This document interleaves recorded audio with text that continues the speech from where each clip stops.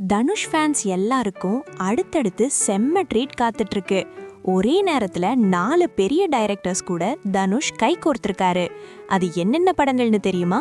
முதல்ல போர்த்தொழில் புகழ் விக்னேஷ் ராஜா இயக்கத்துல தனுஷ் நடிச்சு முடிச்சிருக்கிற கரா படம் வர்ற 30ஆம் தேதி ரிலீஸ் ஆக போகுது. இதையடுத்து அமரன் பட டைரக்டர் ராஜ்குமார் பெரியசாமி கூட தனுஷோட 55வது படத்துல இணையறாரு. அது மட்டும் இல்லாம மாரி செல்வராஜ் கூட ஒரு படம், அப்புறம் லப்பர் பந்து ஹிட் கொடுத்த தமிழரசன் பச்சமுத்து இயக்கத்துல ஒரு படம்னு லிஸ்ட் நீண்டுகிட்டே போகுது. இதுல விசேஷம் என்னன்னா, தமிழரசன் படத்துல தனுஷ்க்கு ஜோடியா காந்தாரா புகழ் ருக்மிணி வசந்த் நடிக்க போறாங்களாம். இந்த படத்துல உரியடி விஜயகுமார் வில்லனாவும் அனிருத் மியூசிக் பண்ண போறதாவும் தகவல் வெளியாகிருக்கு. என்னது, தனுஷ் அனிருத் கூட்டணியா?